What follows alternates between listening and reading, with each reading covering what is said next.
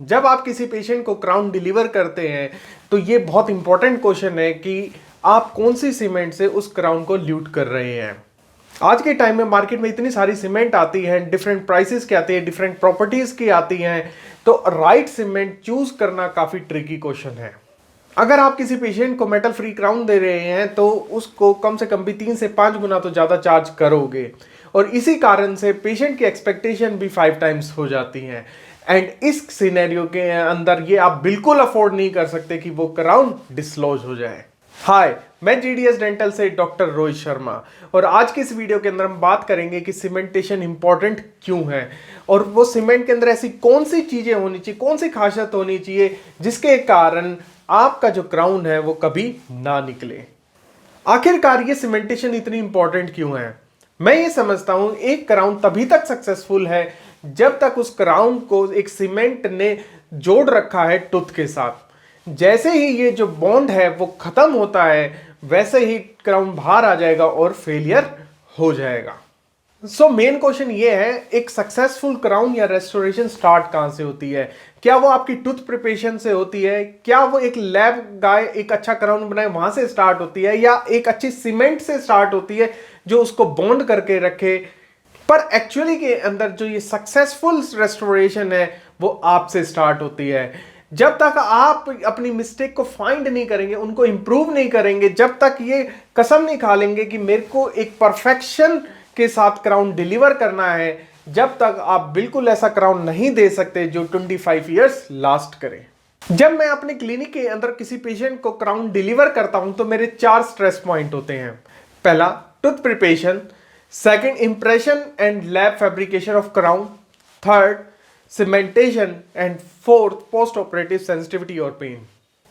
और आज की इस वीडियो के अंदर हम बात करेंगे सीमेंटेशन के ऊपर, लेकिन बाकी पॉइंट्स भी उतने ही इंपॉर्टेंट है और आप इनको नजरअंदाज नहीं कर सकते। सीमेंटेशन को समझने के लिए आपको सैंडविच को समझना पड़ेगा। एक सैंडविच के अंदर टॉप लेयर के अंदर ब्रेड है, सेकंड लेयर के अंदर वेजिटेबल सॉसेस के साथ मिक्स है, एंड थर्ड लेयर के अंदर फिर से ब्रेड है। एक अच्छे सैंडविच के अंदर तीनों ही इंग्रेडिएंट बहुत इंपॉर्टेंट है। आप इवन ब्रेड को भी इग्नोर नहीं कर सकते। एक अच्छे सैंडविच के लिए आपको एक फ्लफी फ्रेश ताजी ब्रेड बिल्कुल चाहिए, जिसको आपको प्रॉपर टेम्परेचर पे रोस्ट भी करना होगा। अगर आप सिर्फ अच्छी सॉस ले आएंगे, ब्रेड के ऊपर ध्यान नहीं देंगे, तो भी सैंडविच अच्छा नहीं बन सकता। सीमेंटेशन भी कुछ इस सैंडविच की तरह ही है। यहां पर फर्स्ट लेयर टूथ की है, सेकंड सीमेंट की है, एंड थर्ड रेस्टोरेशन की है। अगर आपकी टूथ प्रिपरेशन ठीक नहीं है, रेस्टोरेशन की फिटिंग सही नहीं है, तो सीमेंट भी कुछ नहीं कर सकती, और सीमेंटेशन का जो ये सैंडविच है वो फेल हो जाएगा। एग्जाम्पल के लिए मैं अपना एक केस आपको सुनाता हूं। स्टार्टिंग डेज के अंदर मुझको ईमैक्स के बारे में पता लगा और मैं काफी फैसिनेट हुआ ईमैक्स क्राउन के लिए। सो मैंने अपने एक लोकल लैब गाय को बोला कि मेरे लिए एक ईमैक्स क्राउन फैब्रिकेट करो। यहां पर जो मेरा लैब गाय था उसे भी ईमैक्स क्राउन के बारे में नहीं पता था। वो गया और जिरकोनिया का क्राउन किसी दूसरी लैब से फैब्रिकेट करा के ले आया। अब क्योंकि मुझको ईमैक्स के बारे और जिरकोनिया के क्राउन के बारे में कुछ नहीं पता था, मैं उसको डिस्टिंग्विश नहीं कर सकता था। मैंने अपनी नॉलेज के हिसाब से पहले उस ईमैक्स क्राउन को HF से एच किया, फिर सिलेन लगाया, फिर बॉन्डिंग करी, बट इवेंचुअली वो बॉन्ड प्रॉपरली नहीं हुआ टूथ के साथ और वो फेल हो गया। और इस केस के अंदर वो फेल इस वजह से हुआ क्योंकि मुझे लगा कि मेरा ईमैक्स क्राउन टूथ के साथ बॉन्ड कर जाएगा, इसलिए मैंने रिटेंटिव प्रिपरेशन नहीं करी थी। और जो ईमैक्स क्राउन है उसको तो हाइड्रोफ्लोरिक एसिड एच कर सकता है, लेकिन जिरकोनिया क्राउन को नहीं कर सकता। तो जिरकोनिया क्राउन के लिए मुझे सैंड ब्लास्टिंग चाहिए थी, लेकिन HF के साथ एच नहीं करना था, इसलिए जो मेरे को बॉन्ड स्ट्रेंथ चाहिए थी वो नहीं मिल पाई, एंड इवेंचुअली वो केस फेल हो गया। इसलिए आपको ये पता होना चाहिए कि आप कौन सा मटेरियल यूज कर रहे हैं, लैब ने उसको कैसे बनाया है, कैसे ट्रीट किया है, तभी आप एक बेटर सीमेंटेशन प्रोसीजर कर पाएंगे। और इस सीमेंटेशन सैंडविच के बीच में हमारा मेन इंग्रेडिएंट है हमारी सीमेंट। तो आपको उस सीमेंट के बारे में सब कुछ पता होना चाहिए, उसकी प्रॉपर्टीज पता होनी चाहिए, उसके एडवांटेज डिसएडवांटेज पता होने चाहिए, ताकि आप राइट सीमेंट सिलेक्ट कर सकें।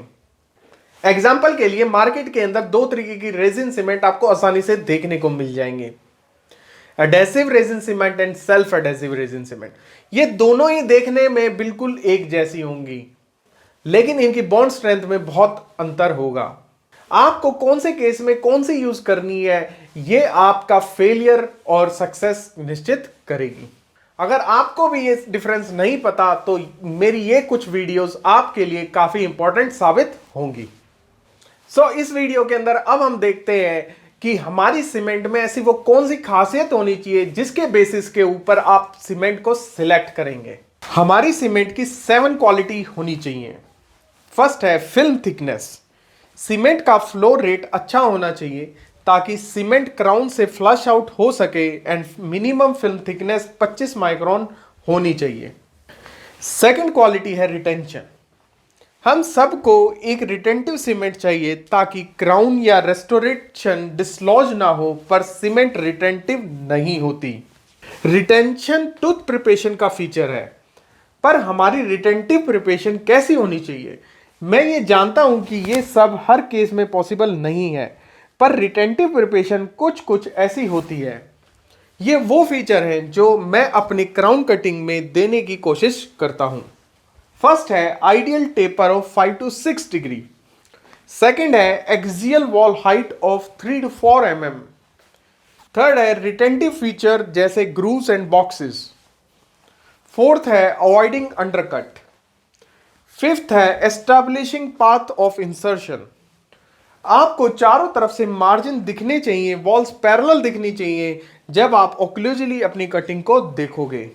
सीमेंट की थर्ड क्वालिटी होनी चाहिए वाटर सॉल्युबिलिटी या वाटर सॉर्प्शन।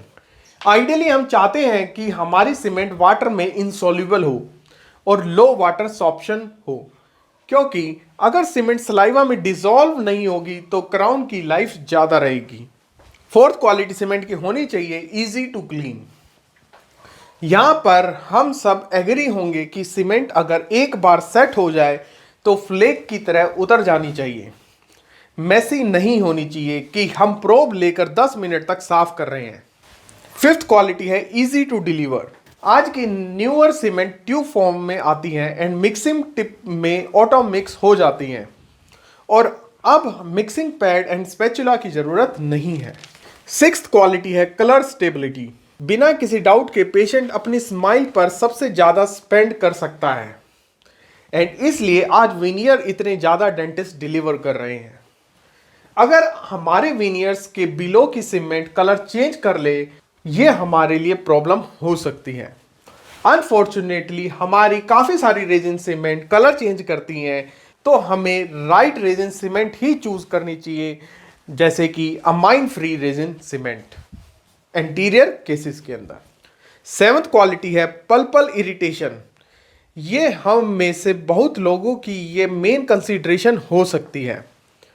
हमारी GIC cement basically acid base reaction है एंड ये पल्पल इरिटेशन कॉज करती है, और ये पल्पल इरिटेशन इरिवर्सिबल भी हो सकती है। इसलिए हम चाहते हैं कि हमारी सीमेंट पल्प को इरिटेट ना करें।